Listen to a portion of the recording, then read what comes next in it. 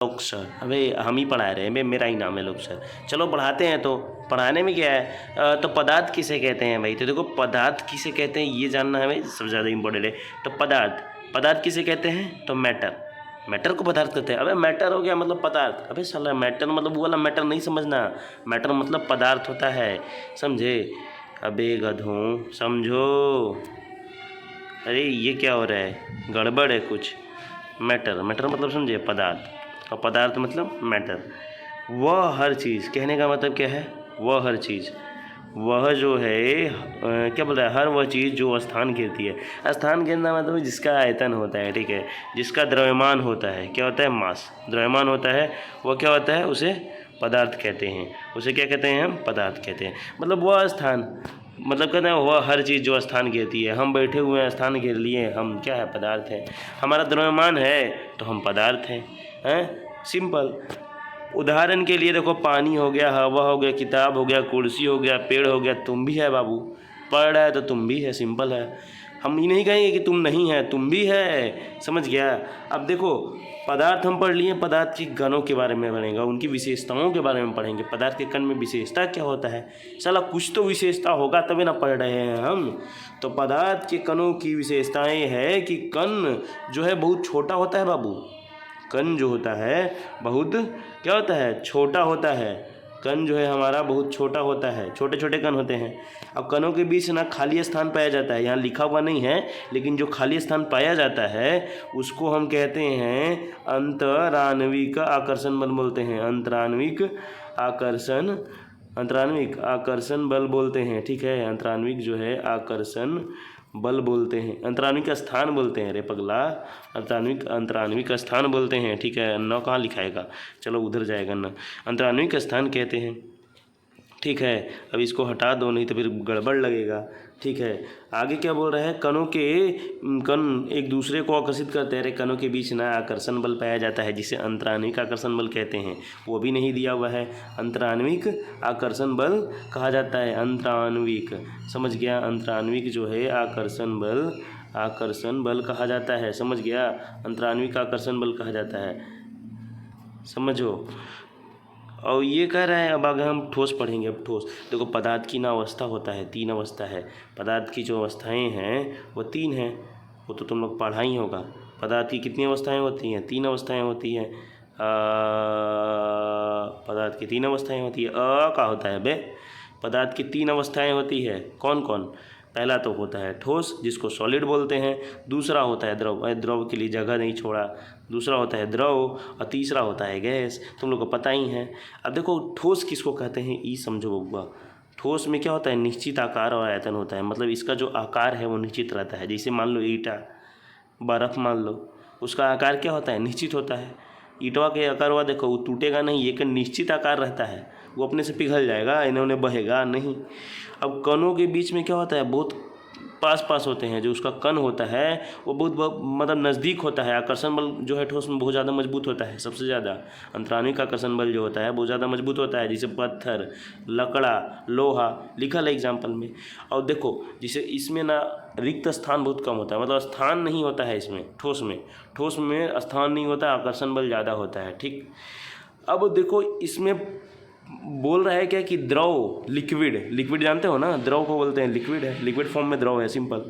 तो निश्चित आयतन पर आकार नहीं होता है। कहने का मतलब है कि इसका आयतन तो निश्चित होता है। अरे जिन्हें पानी टकरा दो उतना वो फैल गया, तो फैला तो स्थान घेरा ना, तो आयतन हो गया उसका। अब आकार इसका निश्चित नहीं होता है बाबू। देखो पानी है, पानी को ही द्रव लिक्विड ले लो। अब पानी को तुम बाल्टी में डालो तो बाल्टी का आकार ले लेगा। अगर तुम उसको ना देखो, बाल्टी का आकार क्या होगा? बाल्टी में डालो तो बाल्टी का आकार ले लेता है ना, बाल्टी में डालो बाल्टी का आकार ले लेगा। साला उसको गिलास में डालो छोटे को तो गिलास का आकार ले लेगा। साला उसको ना अगर टंकी में डाल देगा, बड़का टंकी में, इतना बड़ा टंकी रहेगा तो टंकी का आकार ले लेगा। मतलब कि जो हमारा द्रव होता है, ये मतलब लिक्विड है, पानी है, समझो, वो क्या होता है? साला वो ना जिसको में डालेगा, मतलब जो बर्तन में डालेगा वो बर्तन का आकार ले लेगा। साला ओकरा अगर टकरा देगा तो ओकर आकार ले लेगा। मतलब टगरित रहता है, इसका ना निश्चित आकार नहीं होता है, ठीक है। किसका? द्रव का निश्चित आकार नहीं होता है। कह रहा है कण एक दूसरे के पास होते हैं पर फिसल सकते हैं। कण क्या है? देखो कण में ना ये रिक्त स्थान बहुत ज़्यादा होता है बाबू द्रव में। द्रव जो है, द्रव में पानी में क्या होता है? रिक्त स्थान ज़्यादा होता है, तभी ना इन्हें से होने से इन्हें फैलित रहता है। हाँ, इसमें आकर्षण बल कमज़ोर होता है भाई। आकर्षण बल जो हो गया, जो देखो ठोस में सबसे ज़्यादा आकर्षण बल होता है और ये द्रव जो होता है, द्रव में आकर्षण बल कमज़ोर होता है। समझ ले, ये बात है। अब बबुआ समझ के, जैसे पानी, देखो एग्जाम्पल में पानी हो गया, दूध हो गया, तेल हो गया। तेल को बोतल में डालो, बोतल का आकार ले लेगा। तेल को कढ़ाई में डालो, कढ़ाई का आकार ले लेगा।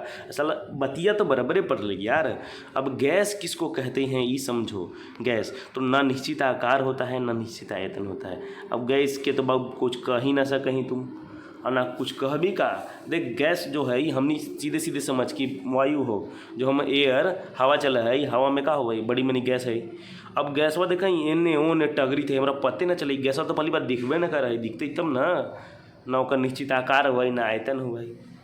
वो आयतन कहाँ से होती? कोई स्थाने ना घेरा है।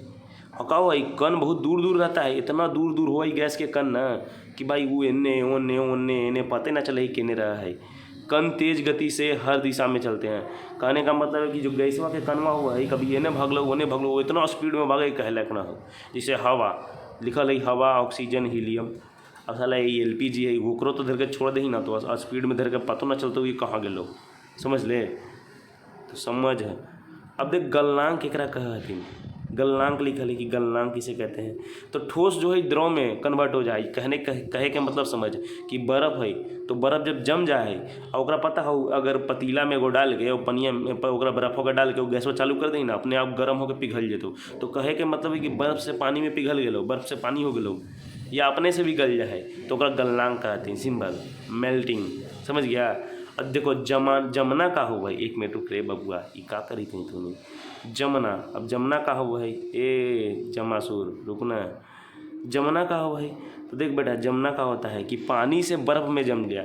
मतलब हम फ्रिज में रख दिए पानी को, वो जम गया, तो सिंपल है जमाना, फ्रीजिंग। ठोस द्रव से ठोस में बदल गया, मतलब लिक्विड से जो है ये ठोस में सॉलिड में बदल गया, सिंपल है, उसको जमना कहेंगे। वाष्पीकरण का होता है, तो जब पता है वाष्पीकरण क्या होता है।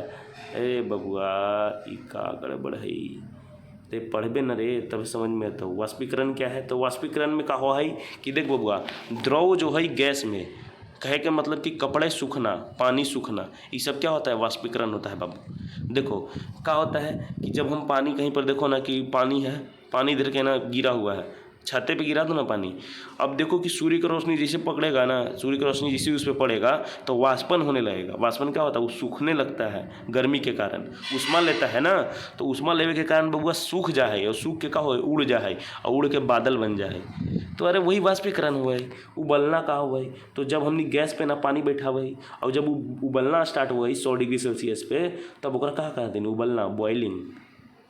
पनिया जब उबले लगे है ना, कहीं उबला पानी, पनिया के तनी उबाल दे रहे बबुआ, तो उबाल, तो ठंडा के दिन में कहीं ना पनिया उबाल दे ताकि नहा ली हैं, तो उबाल पनिया के उबाल दे, वही तो गर्म ढेर हो जाए, तो वही उबलने लगे जे ना, वकरे कहतीन उबलना। मतलब गैस पे बैठा के आया पनिया के उबाल दिले, तो जब खोले लगलो ना, तो ओकरे कहतीन का उबलना। सिंपल, दिमाग ज़्यादा मत लगाओ, दिमाग होइयो ना हो तूने भी। अब संघनन केकरा कहथिन? तो संघनन का हुआ है? अरे तो बादल बनना, ओस बनना। अरे जब गैस से द्रव में का हुआ है कि बदलवा रहा है ना, तो पनिया जब पड़ा है तो बूंद बूंद टपका है, तो ओकरा ओस कहथिन, तो ओकरे संघनन कहथिन। समझ गेले हैं? अरे एक तरह से कह सके ना कि LPG जो है ना, LPG गैस, ओकरा हमने का करे है, प्रेशर डाल के ओकरा लिक्विड में बना देवे, तो ओकरे कहथिन संघनन। समझ गेले? वही बादल हुआ है, बदलवा ना का हुआ है कि जम जाए, पनिया टुप टुप टुप टुप गिरत रहा है, ओकरा ओस बोलथिन। दिमाग कहला लगावी थे एक्स्ट्रा है, ये ना हो तो दिमाग। हाँ देखो, वाष्पीकरण को प्रभावित करने वाला कारक। अबे वाष्पीकरण को प्रभावित करने वाला कारक मतलब जब वाष्प जब बना ही ना, तो ओकरा कौन कौन प्रभावित करे? तापमान। तापमान बढ़ने से क्या होता है? बढ़ने पर वाष्पीकरण तेज होता है। कहे के मतलब है कि देखो जब तापमान बढ़ा है, पानी कहीं जमा हो, और जब टेम्परेचर बढ़ लो तो साला पनियों सुखा देते, नदिया के पनिया सुखा देवे, तो टेम्परेचर बढ़ला के बाद सतह के क्षेत्र बढ़ने पर वाष्पीकरण तेज होता है। अगर सतह का क्षेत्र जो है एरिया बढ़ जाए तो सिंपल है, वाष्पीकरण तेज हो जाए।